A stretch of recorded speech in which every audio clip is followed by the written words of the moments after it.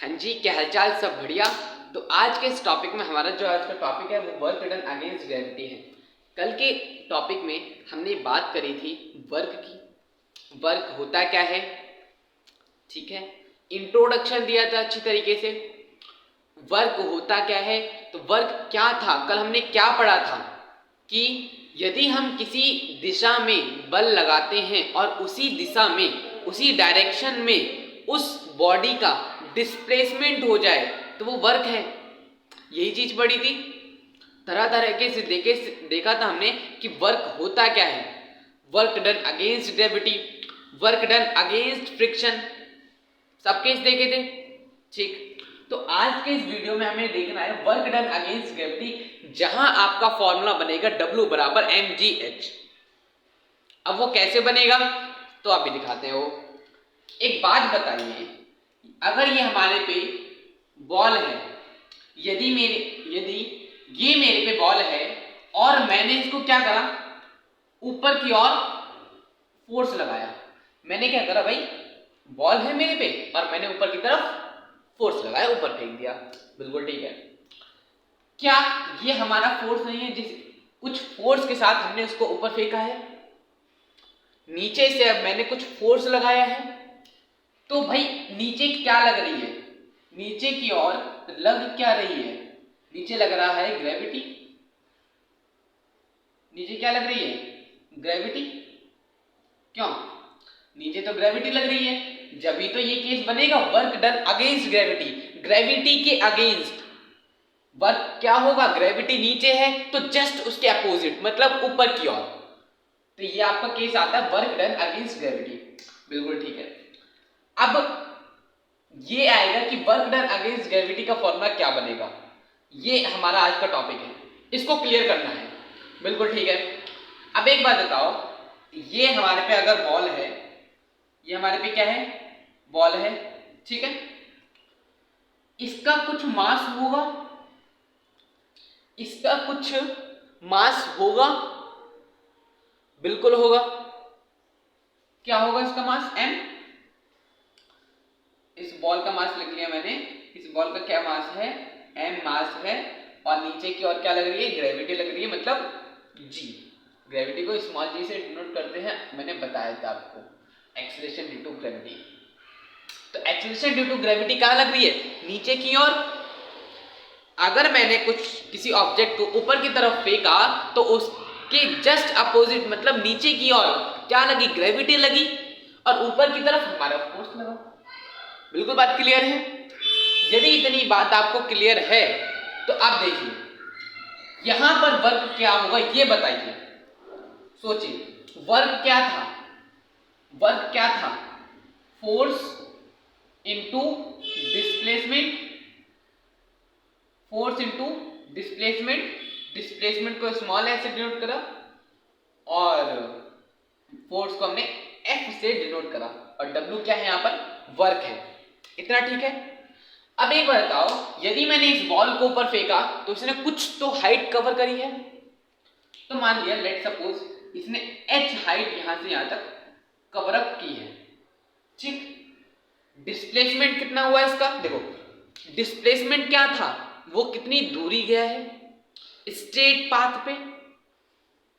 Displacement क्या था, सबसे छोटा रास्ता। वो कैसा हो सकता है, स्ट्रेट लाइन, जो सबसे छोटा रास्ता है, आपने पढ़ा होगा डिस्टेंस और डिस्प्लेसमेंट।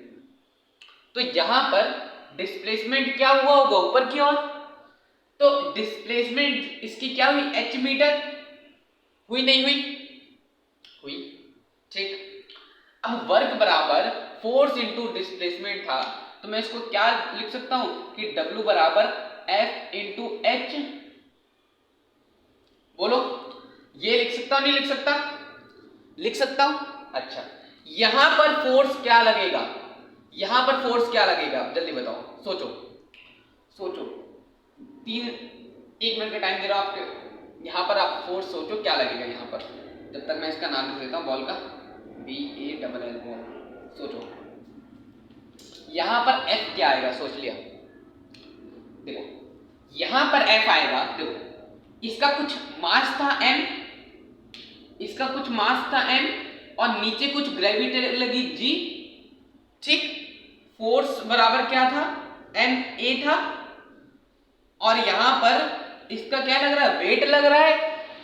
ढंग से देखो तो क्या लग रहा है, यहां पर वेट लग रहा है, तो वेट बराबर क्या होगा, mg। एक्सेलरेशन किस में बदल गया, g में, तो w बराबर क्या आ गया, mg। यहां पर फोर्स कौन सा लगेगा, वेट लगेगा।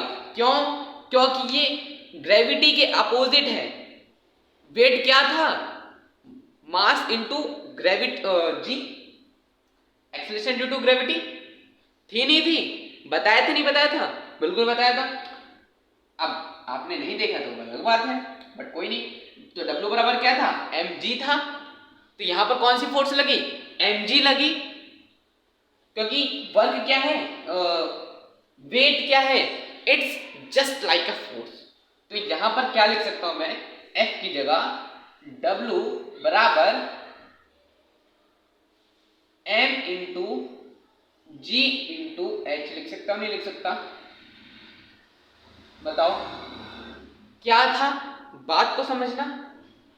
W बराबर फोर्स इंटू डिस्प्लेसमेंट था नहीं था, पिछले लेक्चर में बात करी थी, लेक्चर 1 में।